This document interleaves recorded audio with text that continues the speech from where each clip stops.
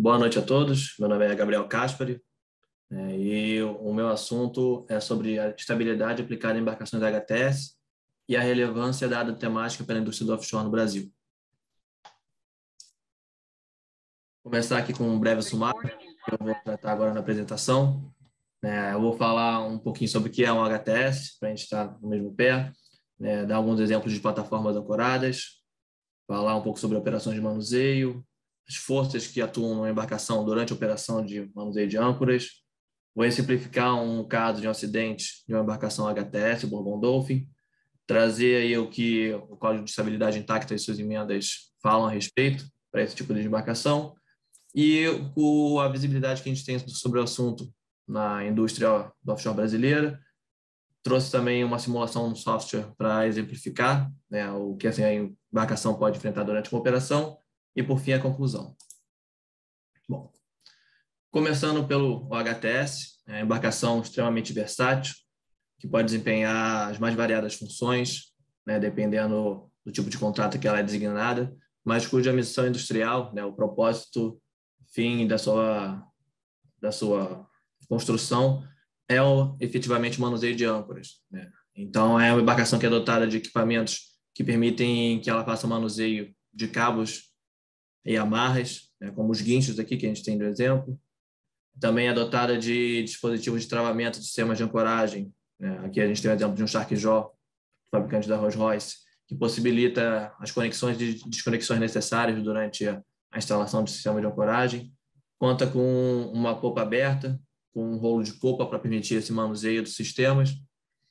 E é uma embarcação que é dotada de uma alta capacidade tratora propulsiva, para poder permitir que ela aplique a tensão necessária durante a instalação de sistemas de ancoragem. Então, são embarcações extremamente robustas na sua capacidade de tratora propulsiva, se comparada a outras embarcações do apoio marítimo.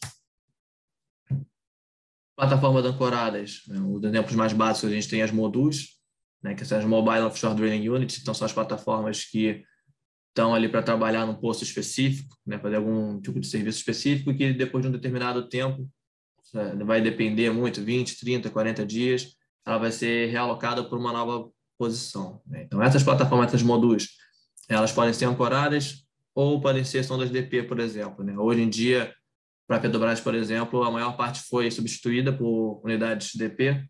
A gente tem hoje a SS-45 que voltou à operação, que é uma unidade ancorada, mas no passado recente era praticamente apenas unidades ancoradas. E a gente tem as UEPs, que são as unidades estacionárias de produção, que aí sim são as plataformas que efetivamente vão produzir naquele campo, que vão ficar lá 20, 25 anos. E como exemplo aqui eu trouxe uma FPSO, atuando aí no pré-sal. Essas unidades de FPSO do pré-sal são unidades que, só para a gente ter uma noção da importância do HTS, mas podem ter até 6 sistemas de ancoragem por córnea. Então, a gente está falando aí de 24 linhas de ancoragem para uma plataforma, numa lâmina d'água aí que pode atingir 2.000 metros de profundidade ou mais.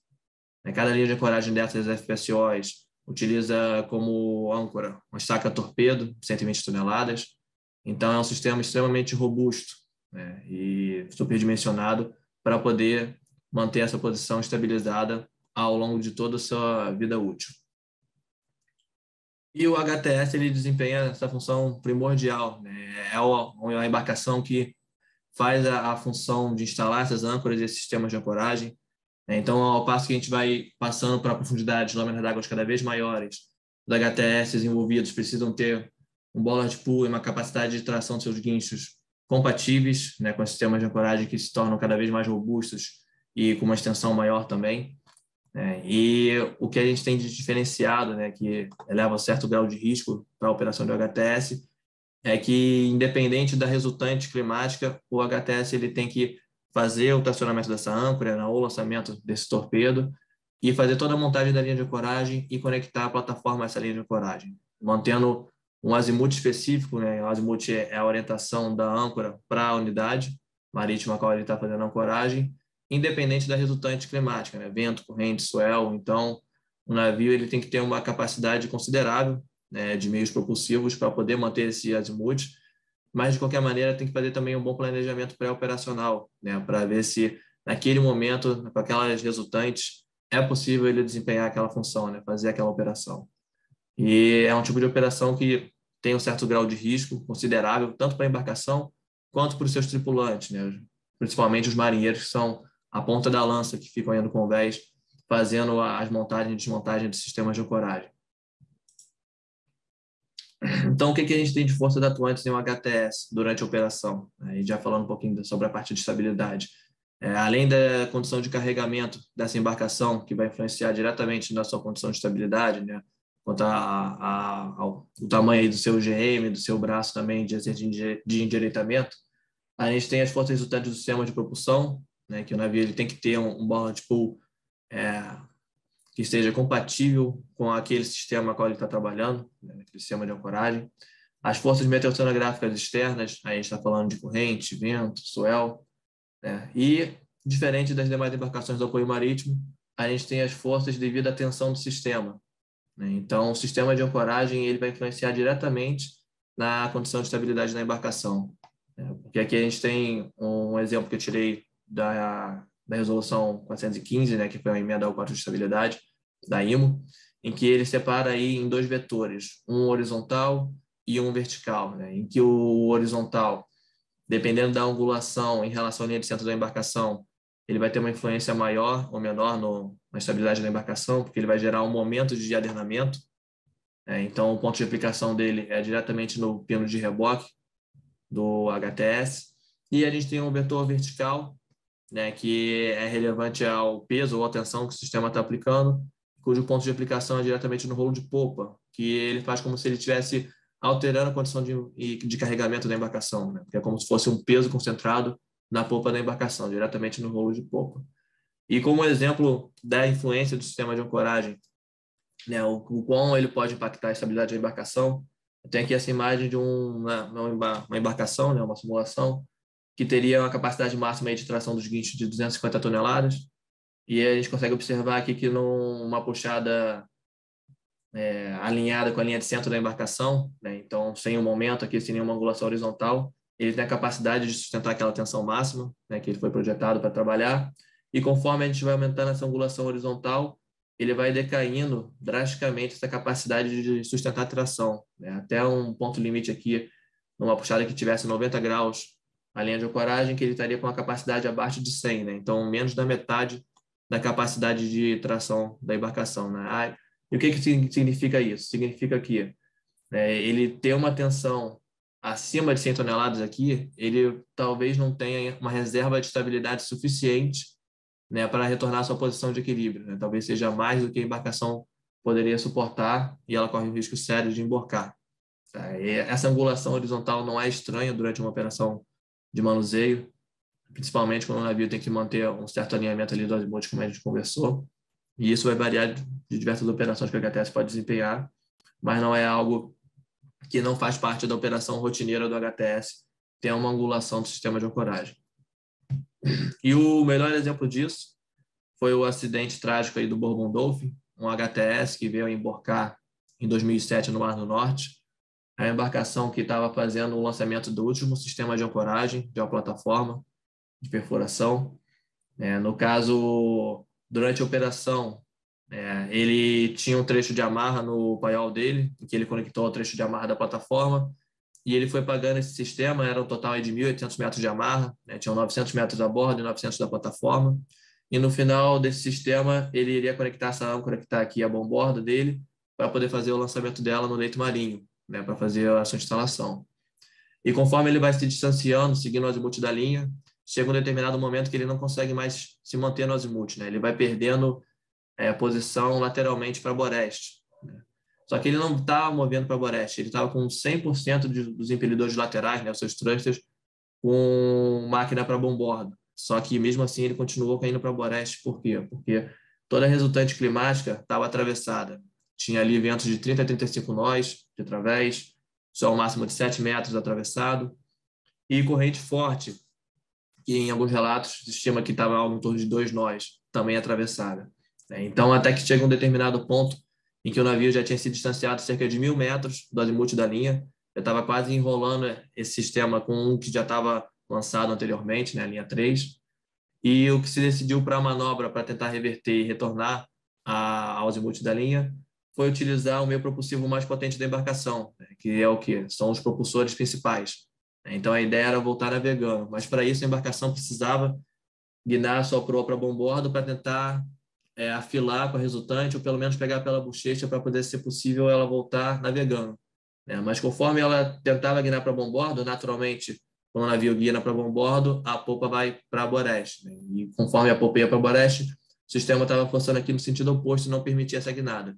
Então, o que foi feito foi descido aqui esse pino interno de boreste, né? O sistema, então, correu rapidamente de boreste para bombordo, né? Então, só o peso do sistema era algo em torno de 250 tons, né? Isso é o peso estático, sem considerar as cargas dinâmicas, apesar de ser dividido entre a plataforma e o HTS. Mas foi um movimento bem brusco de um Pedro correndo de bombordo para boreste, de boreste para bombordo, né? Que o navio ganhou um ordenamento considerável, bebeu bastante água, então já mudou a condição dele de carregamento e estabilidade. E conforme o comandante prosseguiu com a manobra e foi guiando cada vez mais para bombordo para poder voltar navegando, essa angulação horizontal do sistema foi aumentando até um momento que o navio já não tinha mais reservas de estabilidade para suportar a guinada que ele teve, né, o emborcamento. O navio veio emborcar. Eram 14 tripulantes e um passageiro, né, das 15, 7 pessoas sobreviveram, né, e o relato do imediato que sobreviveu é que a tensão no guincho estava marcando algo em torno de 330 toneladas antes do emborcamento. E até então, né, até 2007, a gente não tinha nenhuma resolução, norma, seja de bandeira, seja da IMO, que tratasse especificamente sobre a HTS, né, sobre embarcações desempenhando operações de manuseio de âncora. Então, até então, né, o que a gente tinha para embarcações de apoio marítimo, né, na parte B do Código de Estabilidade Intacta Internacional da IMO, eram requisitos para uma condição de estabilidade segura para o navio poder navegar de um ponto A a um ponto B, né? Então, são requisitos gerais para embarcações de apoio marítimo, né? No caso daquela embarcação não conseguir seguir os critérios gerais na parte alfa, que são para todas as embarcações, que determinavam se a embarcação estava segura para iniciar uma navegação ou não, né? Então, aqui ele se atém muito à curva GZ, tá? O que é a curva GZ? Essa curva GZ aqui são os valores do GZ, que é o braço de endireitamento da embarcação, né? Que é um expoente aí da energia que ela tem para voltar à sua posição inicial de equilíbrio, em relação à angulação de adernamento, né? O ângulo de banda que a embarcação pode estar naquele momento. Tá? Então, ele fala muito em área embaixo da curva, né? De ter um valor mínimo de área, até determinado grau, aqui 15 graus, fala determinado valor de área embaixo da curva até 30 graus, de 15 a 30, né, e de 30 a 40 o downflow, que é o ângulo de imersão do convés. E por que esses valores para embarcações de offshore? Né? Porque ele detém que o GZ máximo, né? Então o pico dessa curva, né? O máximo desse braço de endireitamento, ele tem que acontecer a um ângulo maior ou igual a 15 graus, né? Que é bem menor do que o critério geral para as demais embarcações, que determina que tem que ser pelo menos 25 graus aí para acontecer o GZ máximo. Mas como ele permite que esse GZ aconteça mais rapidamente, ele ao mesmo tempo ele demanda que a embarcação tenha uma área mínima, né, que vai ser meio que a expressão ali, meio que a amostragem que o navio tem uma capacidade de energia mínima de estabilidade para poder se endireitar. Tá? Então, por isso que ele determina ali, de acordo com o GZ máximo, o momento que ele acontece, ou o quanto de área mínima que ele tem que ter até aquela angulação. Ainda fala em um GZ aí mínimo para um ângulo de adernamento maior ou igual a 30 graus, e determina um GM, que é a altura metacêntrica, né? A distância entre o centro de gravidade e o metacentro, mínimo de 0,15 metros. Né? Essa distância ela vai influenciar diretamente em como a embarcação vai se comportar durante a navegação. Né? Quanto maior for esse GM, maior é a energia para ela se endireitar, então mais rápido ela vai jogar. E quanto menor for, mais longo vai ser esse movimento, né, de rolo. Então, menor vai ser essa energia dela para poder se endireitar. Aí menor vai ser sua reserva de estabilidade. Então, em 2016, a IMO trouxe uma emenda, a MSC 415, né, em que um dos capítulos trata especificamente sobre critérios de estabilidade para embarcações da HTS. E qual foi a grande diferença? Ela não elimina a necessidade do HTS de ter que seguir aqueles critérios que a gente acabou de conversar agora, né, que é para embarcação de apoio marítimo no geral, né, mas ela também cria critérios adicionais para o momento em que a embarcação está desempenhando efetivamente a operação de manuseio de âncoras, né? Então, são critérios que se baseiam especificamente, né, entre a curva do braço de EZ com a curva do momento de adernamento provocado pelo sistema de ancoragem. Tá? Então, aqui ele sobrepõe duas curvas, uma do momento gerado pelo sistema de ancoragem e a outra do braço de endireitamento da embarcação. E ele determina um valor mínimo de área entre essas duas curvas, né, como se fosse aquela energia residual que o navio tem, mesmo depois desse momento de adernamento provocado pelo sistema de ancoragem. Ele determina um GZ residual máximo também entre essas duas curvas, determina um ângulo máximo de adernamento durante a operação, levando critérios aí como a imersão do convés, como um GZ máximo e como um ângulo também limite em que o navio ainda consegue fazer medidas para escapar daquela situação e ao mesmo tempo é um ângulo considerável para entender que alguma coisa está errada durante a operação. Além de determinar uma borda livre mínima, borda livre mínima de 0,005 L. L, no caso, é o comprimento da embarcação, tá? Então, essa borda livre mínima aqui, considerando todo o peso do sistema no rolo de popa, né? Como ele se fizesse parte da condição de carregamento da embarcação, né? Que quer dizer que sendo o pior cenário possível da operação, mesmo assim, o navio está com aquela borda livre mínima para evitar que ele comece a embarcar muita água no convés, né? Porque é um navio que tem uma borda livre muito baixa, uma popa aberta, e conforme você tem um embarque de água no convés, você já tem uma alteração da condição de carregamento e uma alteração da condição de estabilidade da embarcação. Tá? Então, essa MSC 415, essa emenda, ela foi assinada em 2016 pela IMO. Além de critérios de estabilidade, ela trouxe critérios aí de construção da embarcação, mas a maior parte foi apenas uma reciclagem de normas que já tinham em outras resoluções. A grande diferença que ela trouxe na questão de com a construção da embarcação foi que a embarcação tinha que ter uma ferramenta de estabilidade que fosse possível fazer os cálculos inerentes à operação e ver se ele está cumprindo aqueles critérios que foram estipulados aqui, né? No caso, um software de estabilidade. Demandou também que fosse feito o planejamento pré-operacional para cada operação de manuseio de âncoras, né? E em que alguns dos itens, determina itens específicos a serem considerados, né? E dentre eles a gente tem aí o compliance com os critérios de estabilidade, considerando as diferentes condições de carregamento da embarcação, e a curva de tensões máximas admissíveis também. E nessa emenda, ela vem como tomando efeito a partir de 1º de janeiro de 2020. Né? Então, ela foi assinada em 2016, quase 10 anos depois do acidente do Bourbon Dolphin. Né? Se baseou muito na investigação que foi feita pela comissão de investigação, né? Que a autoridade marítima norueguesa determinou, né? E essa comissão de investigação criou critérios mínimos, né, imediatos, logo no ano seguinte, para a bandeira norueguesa.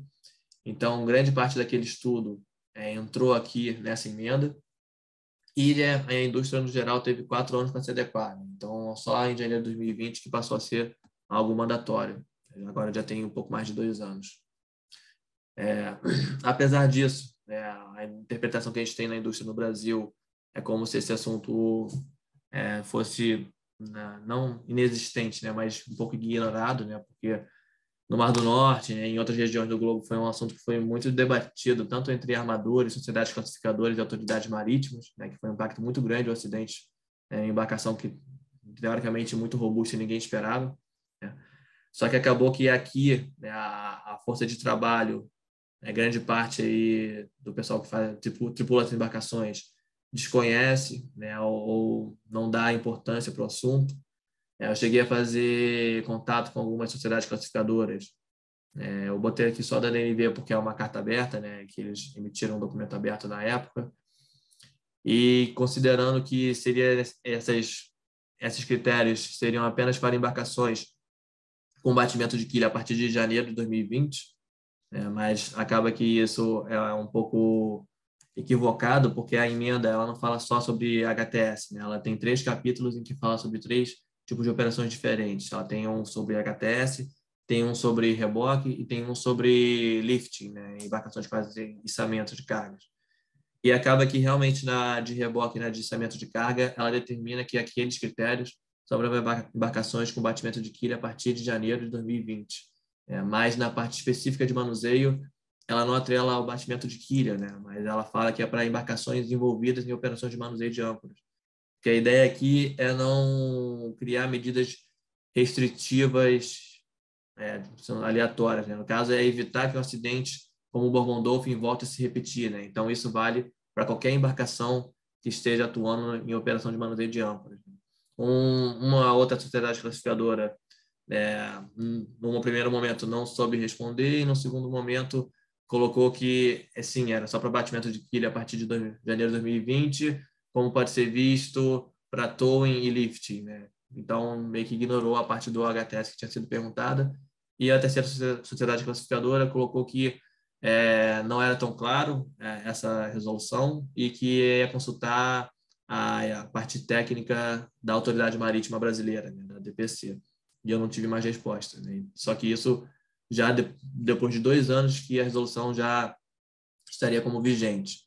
E, ao mesmo tempo, o que eu pesquisei que a gente tem na norma 1, né, da DPC, que fala sobre aí critérios de estabilidade para embarcações no geral, não tem nenhuma menção a critérios de estabilidade para embarcações da HTS, né? Então, é como se a autoridade marítima não tivesse tomado conhecimento, né, como se fosse um assunto um pouco ignorado ou que não fosse dado uma certa relevância.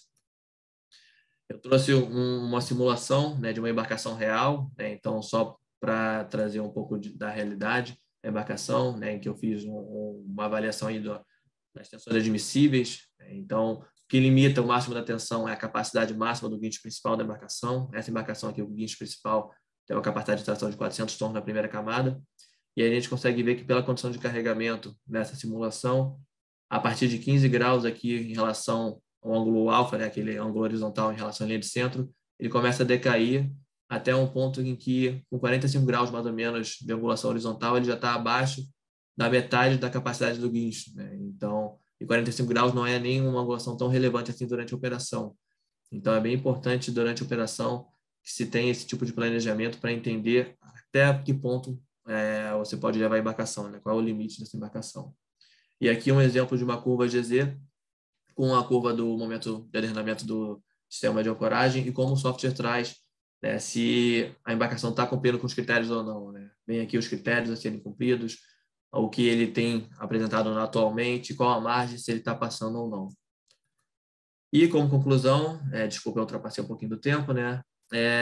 Eu acho que é um assunto que deveria ser dado uma relevância maior, né, tanto pela força de trabalho quanto pelas autoridades marítimas e sociedades classificadoras aqui no Brasil. Acaba que a gente tem uma frota considerável de HTS operando na costa brasileira, né? A gente está indo para lâminas d'água cada vez mais profundas, com pré-sal, trabalhando com sistemas cada vez mais robustos, né, e com cargas cada vez maiores também. E a gente não está totalmente livre da possibilidade de algo similar acontecer aqui na costa brasileira, né? E acaba que na nossa indústria, pelo menos que eu observo na minha carreira, é que muitas mudanças elas vêm apenas após um evento de impacto, né? Algo trágico acontecer para que haja as mudanças necessárias. Né? Então, a minha ideia aqui é trazer um pouco de luz a esse assunto, né? Algo que eu venho fazendo na empresa que eu estou. E é isso.